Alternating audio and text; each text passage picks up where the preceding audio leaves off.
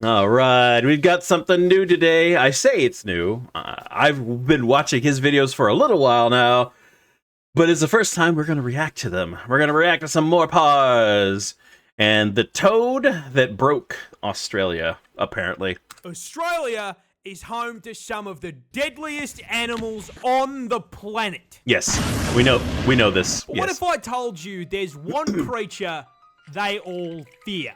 An invasive species, millions strong, wiping out native animals that we are locked in combat with to this very day. What kind of vile beast is capable of spreading such reckless hate? Toad.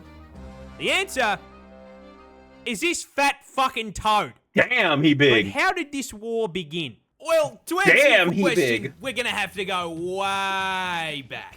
The year is 1866. We are in the land down under, and our story begins the same way many tragedies do. British. The British. Yep. You see, having gone hippity-hoppity, your ancestral home is now my property around 90 years back, the Brits were in full swing, rampantly colonising the country. And part of that included agriculture. Now, they brought with them many crops, but the important one in this story is sugarcane. Sugar was valuable, not only for trade, but also because, well, the fucking tea isn't going to sweeten itself, is it? But you see, sugarcane only grows in the heat, which ruled out the south of the country. It also likes humid environments, which ruled out Western Australia, which left them with one option. And so, the cane farmers loaded up their first Stardew Valley save in Queensland in 1866. But the farmers ran into an issue. See, Queensland is home to these nifty little bugs called Dermalopida albahertum. These are native beetles that hit their macros by munching on plant leaves. So when cane farmers joined the Queensland Minecraft server and set up a fucking Hermitcraft-sized farm, the beetles were in heaven. And they were happy. Demolishing the plant leaves. Now, funnily enough, the adult bugs weren't actually the problem. Sugarcane leaves hold full value. But the problem is that with such an abundant food source, the bugs started multiplying, laying their eggs around the base of the plants. These eggs hatched into larvae.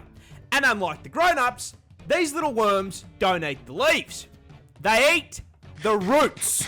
Ew. And so the sugarcane starts getting absolutely fucking spit roasted. And the farmers can do nothing but watch as sugarcane yield plummets through the floor along with their profits. This whole situation really pissed off the farmers, who banded together, went to the Australian government, and told them to fucking fix it. Sir, a horde of creatures is destroying the cane fields. And so the Queensland government founded the Bureau of Sugar Experimentation Stations, or the BSES, in 1900. This team of crack scientists then immediately set out to solve the very same issue every single Factorio player faces. This place is covered in bugs. They are breaking my shit. How do I violently slaughter the local wildlife in order to expand capitalism and my profit margins? The BSES pondered this question for 25 fucking years. They tried spraying chemical insecticides. Didn't work. They tried injecting insecticides into the soil. Didn't work. They tried releasing the fucking cordyceps fungus. What? And it still didn't work. Then, one day in the office, while pondering this question, someone had an idea. The frogs, the toads, the giant freaking toad. We are getting outmaneuvered by the cast of Bugs Life. Someone in this office, please give me anything. What about cane toads? What? Cane toads. Those big fucking fat things that exist in the cane fields in Hawaii. I mean, it's a frog. They eat bugs. We just introduce an invasive species to fix a problem caused by an invasive species. I mean, what could possibly go wrong? Right. Yeah. What could possibly go wrong? And so, in June of 1936, 2,400 Damn. brave cane divers were deployed to the fields to deal with the arthropod menace. But there's just one. They don't eat the bug, do they? Cane toads were fucking dog shit. Yeah, funnily enough, big, fat, slow, ground-dwelling toads were not exactly the smartest solution to deal with beetles that spend the majority of their adult life 6 meters off the fucking ground. It's over, Anakin. I have the high ground. On top of that, cane toads don't dig for food either, so they didn't eat the larvae. Now, this all sounds like information that should have come up during the research and study phase of the plan. This, however, implies that there was a research and study phase. The BSCS did not conduct Nothing. a No. single fucking study on environmental impact before releasing an army of cane toads. 2,000. Are you fuck? This complete absence of brain cells caused a rather spectacular domino effect of ecological fuck-ups, and it's going to teach you a valuable lesson about invasive species. You see, while the cane toads barely ate what they were supposed to, they did eat. And as incredibly large omnivorous toads, they ate practically anything they could fit into their mouths. Damn. Rats, mice, Lizard. snails, baby birds. It was the toad equivalent of fucking Kirby. And then, Except not the one unlike thing they wanted. the exact problem they were brought here to solve, with all that food, they started reproducing. A lot. In fact, female cane toads can lay anywhere between 8,000 Damn. to 30,000 fucking eggs per clutch. God dang. This should not be too much of a problem. Australia is home to some of the deadliest creatures on the planet. Surely, the local wildlife has this under control. Let me guess. They're poisonous. Cane toads, they're poisonous. Yep. Little bulges on the shoulder. And those are parotid glands. They are packed to the brim with bufotoxin. No, that's not a D's nuts joke. Got him. Now, whenever the adult toads are threatened, they will squirt this white, sticky fluid out of the glands. And when ingested, it does 2 things. 1, makes you trip absolute balls thanks to the hallucinogenic bufotenin. And 2, the other ingredient, bufogen, just straight up gives you a fucking heart attack. Oh. It's important to note that this toxin is also present in their eggs and tadpoles. Now, in their natural habitat, this isn't as much of a problem because everything around them has had thousands of years to get good and deal with this fuck-ass poison build by either developing immunity or learning to eat around the glands. But Australia is not their ecosystem. Nope. And despite all of the deadly animals we've got, they have had a grand total of 5 minutes to adapt to the presence of the fucking Calid toad. Now, quick question for the class. What happens to an animal population when there is nothing to eat it? It gets bigger. And so, shortly after being introduced, a rapidly expanding tyrannid swarm of toads began to spread across the country. The BSCS noticed this and, did fucking nothing. Oh, god damn it. Because it technically didn't affect the sugar cane. The swarm spread Oh, no. occupying all inhabitable parts of Queensland, and they were laying so many fucking eggs that their clutches began polluting the waterways like And they're poisonous. Toxin teabag, killing native fish as well as any animals that drank from the water. The BSCS did nothing. Those eggs hatched into tadpoles, which started killing more fish. The BSCS still did nothing. The swarm advanced, The thing that reaching they into the Northern Territory and New introduced. South Wales. When questioned, the BSCS insisted the toads were doing their jobs and everything was fine. By the 1980s, no. the toads were now starving out or just fucking eating local wildlife and one-shotting anything that tried to eat them. And considering, at this point, there were 5 fucking million of them, that happened a lot. So, with local wildlife being absolutely fucking decimated, the BSES was forced to acknowledge that maybe, just maybe, Listen,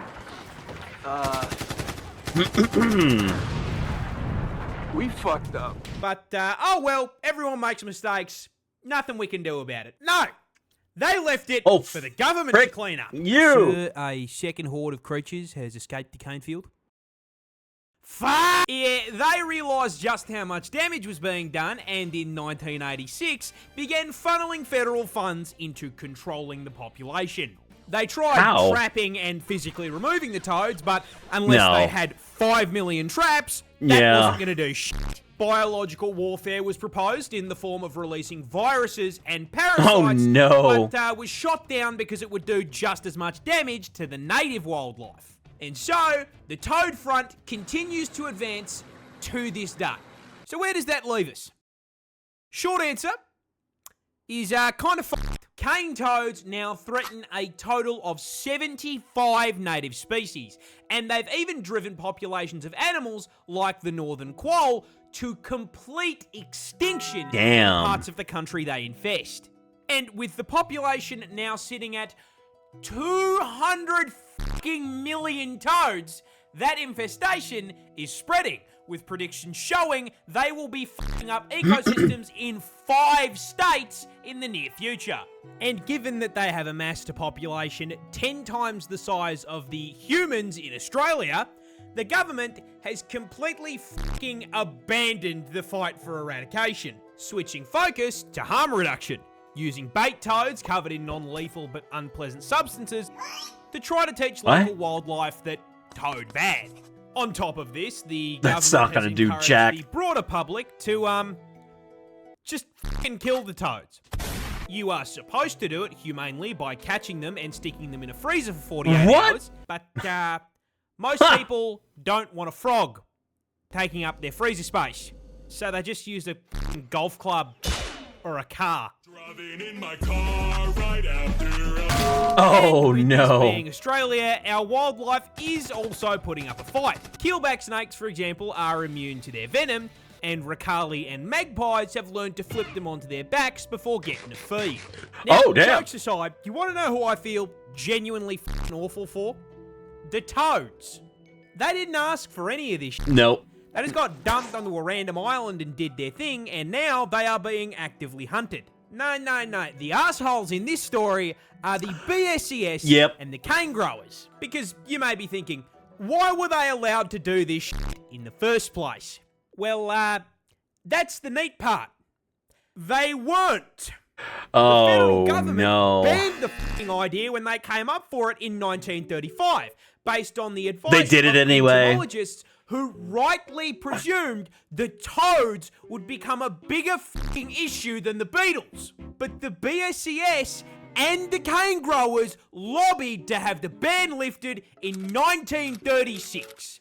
We are stuck in permanent toad combat because these dickheads looked at scientific advice and ignored it and went, nah.